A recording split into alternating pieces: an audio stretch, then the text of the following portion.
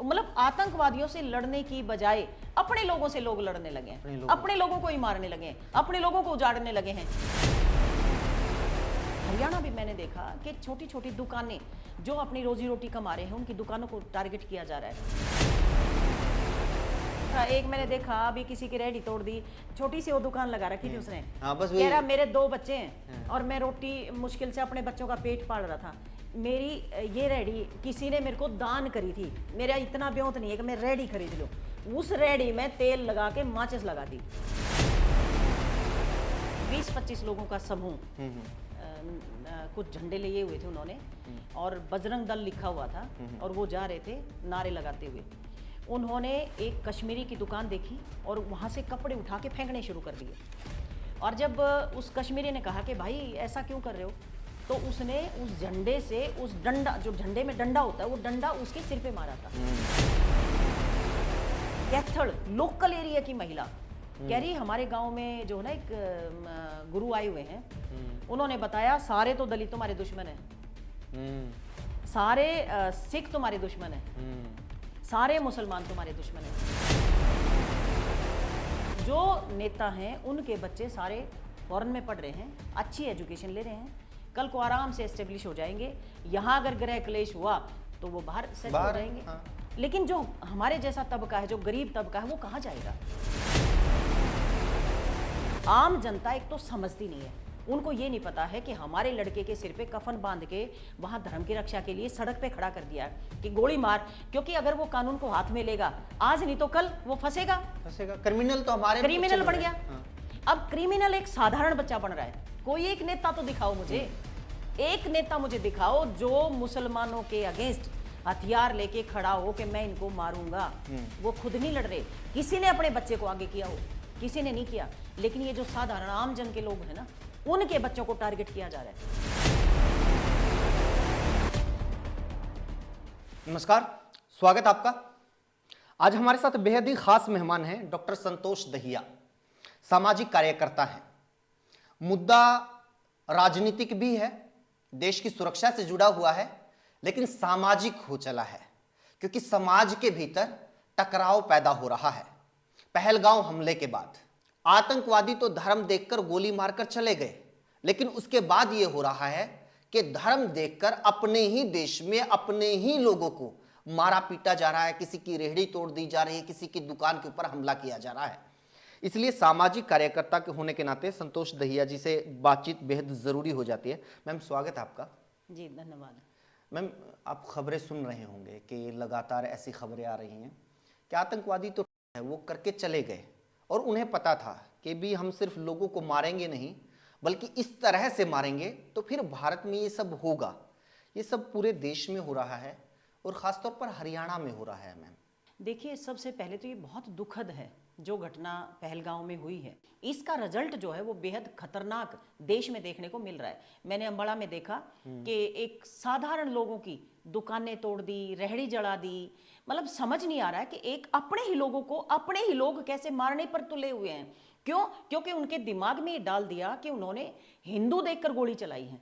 ये उनके ऊपर जो असर हुआ है उसका इतना ज्यादा असर हुआ है कि लोग उग्र हो गए हैं कि वहां ऐसा हुआ तो हमें जो भी अब मुस्लिम मिलेगा हम उसको मारेंगे। जैसे यहाँ हमने तो देखा कि गीता जयंती पर दुकानें लगी हुई थी। हाँ, उस पे आएंगे मैम। और एक और है ना, सवाल ये है लोगों से कि अगर धर्म पूछ के नहीं मारा होता, जाति पूछ के मारा होता, या जाति धर्म कुछ नहीं पूछा होता, मार दिया गया होता, तो क्या आपको गुस्सा नहीं आता? क्या आप उसको आतंकवादी हमला नहीं मानते? भाई, आतंकवादी हमला हुआ है, उन्होंने हमारे लोगों को मारा है, हमें गुस्सा आने के लिए पाकिस्तान के ऊपर या आतंकियों के ऊपर कार्रवाई करने के लिए ये वजह काफी है।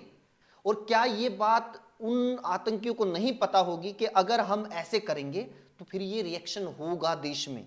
लेकिन मुझे एक समझ में नहीं आ रही ना, जब यहाँ का कोई नेता जाता है, कोई अपना प्रोग्राम करता है, तो वहाँ पूरी सिक्योरिटी होती है। यहाँ 3-4 हज़ार लोग आते हैं और वहाँ पर कोई भी व्यक्ति वहाँ सिक्योरिटी के नाम पर नहीं होता है। ये भी एक चिंतनीय विषय है। सबसे बड़ी बात यह है कि वहाँ जो जैसे मैं करनाल की महिला की बात करूँगी जिनका लेफ्टिनेंट को मारा गया है, जो उनकी पत्नी है, उन्होंने बताया कि 1.5 घंटे तक वो वहाँ डेड बॉडी के साथ खड़ी रही, पड़ी रही, रोती रही, लेकिन 1.5 घंटे तक किसी ने संज्ञान नहीं लिया। जबकि 30-40 मिनट जब गोलियां चली हैं और उसके 1.5 घंटे बाद तक कोई भी व्यक्ति का वहां ना आना, क्या एक सवालिया निशान खड़ा नहीं करता? क्या वहां की सिक्योरिटी के ऊपर जवाबदेही नहीं होनी चाहिए? उसकी अकाउंटेबिलिटी तो फिक्स होनी चाहिए ना। अच्छा मैम, ये तो है ही, लगातार ये सवाल तो उठ ही रहे हैं कि ये होना चाहिए, लेकिन समाज के तौर पर ये हम लोगों की क्या जिम्मेदारी बनती थी ऐसे नाजुक मौके पर? मैं ये कह रही हूं कि आपने घर में चौकीदार रखा है, आप घर में सबसे पहले आपके घर में चोरी हो जाती है तो चौकीदार से पूछोगे ना, भाई तुम कहां थे जब चोरी कर रहा था चोर? तो हम चौकीदार से बात नहीं कर रहे हैं, हमारी जो सिक्योरिटी है, हमारी जो एजेंसीज हैं वो कहां थी? और सामाजिक तौर पर अगर मैं बात करूं, उसके बाद जो इनपुट आ रहे हैं, जैसे हमारे यहाँ हरियाणा भी मैंने देखा कि छोटी छोटी दुकानें जो अपनी रोजी रोटी कमा रहे हैं, उनकी दुकानों को टारगेट किया जा रहा है और लोगों को मारा जा रहा है, लोगों को धमकाया जा रहा है। तो इस तरह की जो घटनाएं हो रही हैं, ये आपसी भाईचारा तो तोड़ेंगी। समाज में लोग एक दूसरे के खून के प्यासे हो रहे हैं, तो पाकिस्तान तो अपने जो उनके इरादे हैं उनमें सफल हो रहा है ना इस हिसाब से, क्योंकि उनका तो मकसद ये है कि हिंदुस्तान को बांटो, हिंदू मुस्लिम हिंदुस्तान में कर दो ताकि हिंदुस्तान के लोग आपस में ही एक दूसरे के खून के प्यासे हो जाएं। हिंदुस्तान तो ऐसा नहीं था। पाकिस्तान भी सोच रहा होगा कि भाई तुम लोग तो हमसे बाद में लड़ना, पहले आपस में लड़ लो। तो मतलब हमें तो गृह युद्ध की तरफ धकेल रहा है ना पाकिस्तान, तो हम समझदारी नहीं दिखा रहे हैं, हम तो आपस में ही लड़ने लगे हैं। मतलब आतंकवादियों से लड़ने की बजाय अपने लोगों से लोग लड़ने लगे हैं, अपने लोगों को ही मारने लगे हैं, अपने लोगों को उजाड़ने लगे हैं। मतलब ये कहाँ का न्याय है? वे कोई समझाएगा कि भाई अंबाला में किसी की दुकान तोड़ने से पाकिस्तान को क्या नुकसान है? बताओ क्या नुकसान हो जाएगा? अच्छा मैम, ये जो है ना, जो कर रहे हैं ऐसे कई ग्रुप्स है ना, हमेशा आपने देखे होंगे कि ये तो हमला हुआ है, अब है, ये ट्रिगर कर गया। इससे पहले आप इसकी चश्मदीद हैं और गई थी आप वहाँ पे, जब यहाँ पे गीता जयंती समारोह हो रहा था, तो यहाँ पर कश्मीरियों की दुकान थी, उसके ऊपर हमला हो गया था। ये पूरा घटनाक्रम आप बताएंगे एक बार? हाँ, ये जब मैं खुद वहाँ पर थी और मैंने देखा कि एक 20-25 लोगों का समूह, कुछ झंडे लिए हुए थे उन्होंने और बजरंग दल लिखा हुआ था, और वो जा रहे थे नारे लगाते हुए। उन्होंने एक कश्मीरी की दुकान देखी और वहाँ से कपड़े उठा के फेंकने शुरू कर दिए। और जब उस कश्मीरी ने कहा कि भाई ऐसा क्यों कर रहे हो, तो उसने उस झंडे से, उस डंडा, जो झंडे में डंडा होता है, वो डंडा उसके सिर पे मारा था। और मैं फिर उनसे मिली, मैंने उनसे बात करी कि भाई तुमने ऐसा क्या किया था? बोले जी हम तो कुछ भी नहीं, सामान बेच रहे हैं, बस इनको लगा के पहले तो ये खड़े होके कहने लगे कि भाई पाकिस्तानी, ये पाकिस्तानी है। मतलब कश्मीरियों को ये कहने लगे ये पाकिस्तानी है और इनके सामान से कोई, मतलब दुकान से कोई सामान नहीं लेगा, ये मुसलमान हैं, इनकी दुकान से अगर किसी ने सामान लिया तो वो समझ लो देश का दुश्मन है। ये वहाँ पर नैरेटिव शुरू किया गया और फिर उसके बाद ये सामान फेंका गया। लोगों ने हालांकि बचाया भी, लेकिन उसके बाद उसके सिर में डंडा मारा। अब आप ये बताओ, एक बेकसूर व्यक्ति जो सिर्फ यहाँ अपनी दुकान सरकार के बुलावे पर लगाने के लिए आया है और उसके साथ ऐसा बर्ताव किया जाता है, तो वो अपना क्या मैसेज लेके जाएगा? उसके मन पर क्या बीती होगी? क्या वो खुद को यहाँ का समझेगा? क्या यहाँ के लोगों को अपना मानेगा? और हिंदुस्तान में जब हिंदुस्तान और पाकिस्तान जब डिवाइड हुआ था, तो इनको बताई गया था, इनको छूट दी गई थी, भाई तुम हिंदुस्तान में रहना चाहते हो या पाकिस्तान में जाना चाहते हो। जो लोग हिंदुस्तान में रहे हैं वो पाकिस्तानी कैसे हो गए? कोई मतलब ये नैरेटिव तो पाकिस्तान का है, मतलब पाकिस्तान कहता है कि भी कश्मीर पाकिस्तान का है, ये पाकिस्तान का नैरेटिव है। भाई मुस्लिम बिलोंग्स टू पाकिस्तान, ये पाकिस्तान का नैरेटिव है।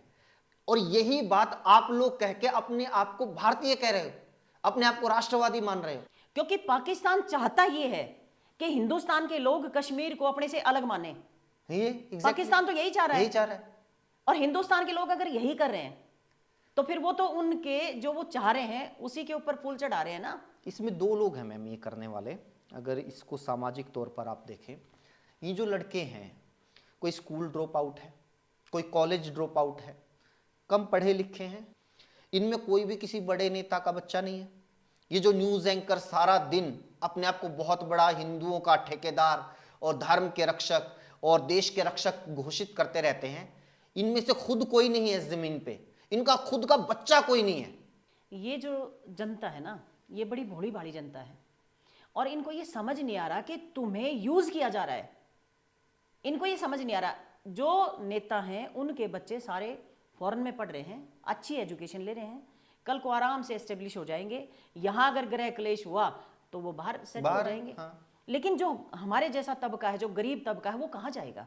कफन उनके सिर पे बांध दिया, भाई तुम धर्म की लड़ाई तुम लड़ो। तुम लड़ो। धर्म, इन्होंने ठेका उठा रखा है धर्म का। धर्म, इनको धर्म की जरूरत नहीं है। जो ये सारा दिन प्रवचन देते हैं, जितने टीवी एंकर आपने बताया, ये सारा दिन हिंदू मुस्लिम करते हैं। इनके बच्चों की एक बार डिटेल निकाल के देखो, मैंने देखी थी पीछे। जितने नेता हैं, या तो हिंदुओं में, अगर मुसलमान नेता है उसने अपनी बेटी की शादी या तो हिंदू में कर रखी है, या वो हिंदू की बेटी अपने घर में लेके आया हुआ है।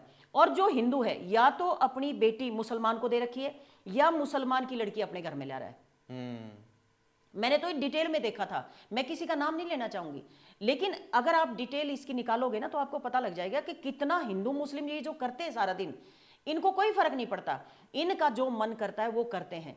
ये फर्क पड़ता है केवल जो आम जनता है उसके ऊपर। आम जनता एक तो समझती नहीं है, उनको ये नहीं पता है कि हमारे लड़के के सिर पे कफन बांध के वहां धर्म की रक्षा के लिए सड़क पे खड़ा कर दिया है कि गोली मार, क्योंकि अगर वो कानून को हाथ में लेगा आज नहीं तो कल वो फंसेगा। क्रिमिनल तो हमारे क्रिमिनल बन गया। हाँ।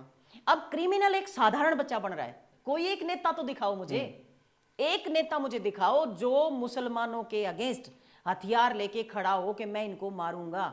वो खुद नहीं लड़ रहे, किसी ने अपने बच्चे को आगे किया हो, किसी ने नहीं किया। लेकिन ये जो साधारण आम जन के लोग हैं ना, उनके बच्चों को टारगेट किया जा रहा है।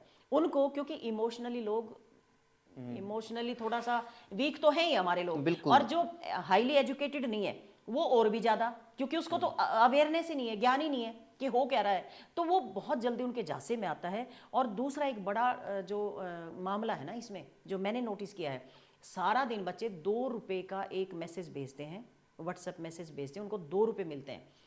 एजुकेशन रही नहीं, नौकरी रही नहीं, इन बच्चों को वो काम धंधा मिल रहा है 2 रुपए का। अब 2 रुपए का जो काम धंधा इनको मिल रहा है, वो सारा दिन जो चीज देखते हैं, अब आप भूत की कोई पिक्चर देख लो, लाइट चली जाए तो आपको लगेगा वो भूत का हाथ मेरे ऊपर ही आ रहा है। ये साइकोलॉजी है। और जब सारा दिन एक ही मैसेज पढ़ रहे हैं, हिंदू मुस्लिम हिंदू मुस्लिम हिंदू मुस्लिम, तो डेफिनेटली इन बच्चों के ऊपर उसका असर होगा। और हथियार लेकर फिर यही दौड़ते हैं, यही भागते हैं। आमजन के बच्चे, गरीब के बच्चे, किसी का एक बच्चा है मर गया, बाप पहले नहीं था, मतलब देखो ना किस तरह से चीजों को खराब किया जा रहा है। अच्छा मैम, इसमें देखो, एक तो तबका ये है जो नहीं समझ रहा, कम पढ़ा लिखा है, बेरोजगार है। एक तबका और है जो सोसाइटी वाले अंकल हैं, रिटायर्ड तबका है। बहुत सारे अंकल लोगों को लग रहा है कि नहीं, पूरी जिंदगी बेकार ही कटी है, असली तो अब जागरूकता ही है, हिंदू तो अब जागा है, ये होना चाहिए। इन लोगों को कैसे समझाया जाए? इनको तो ना हम ये कह सकते कि कम पढ़े लिखे, ना ये कह सकते बेरोजगार हैं, ना ये कह सकते कि इनका तजुर्बा कम है। मैंने अभी एक उदाहरण दिया, अगर भूत की पिक्चर देखोगे तो आपको लगेगा कि भूत आ गया, लाइट जाती।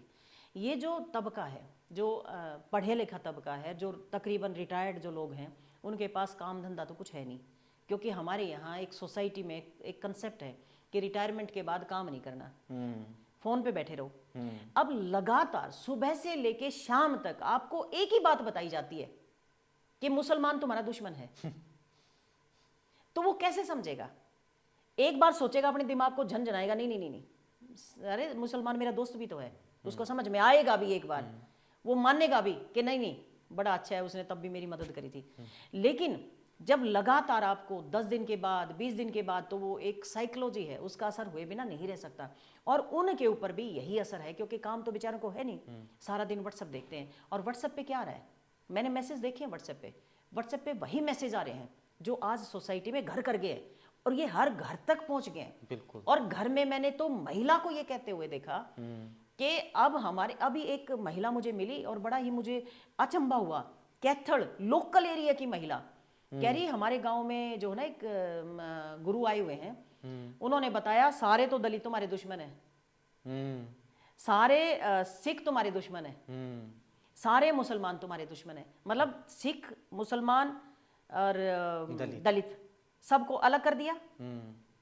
उसके दिमाग में इतना डाल रखा था, और वो अपनी बच्ची के कोई काम से आई थी यूनिवर्सिटी में, और वो मेरे सामने ऐसे ही बात करने लगी।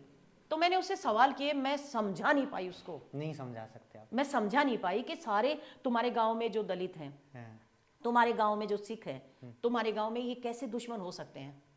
कैसे दुश्मन हो सकते? क्या किसी के साथ लड़ाई होती है तुम्हारी? कोई कहा सुनी? बोली नहीं, नहीं होती तो नहीं है। बड़ा मैंने समझाया, बड़ी कोशिश करी, लेकिन वो समझी नहीं। क्यों? क्योंकि लगातार उनको एक चीज बताई जा रही है। आप देखो, ये हमारा सोसाइटी का एक कंसेप्ट है।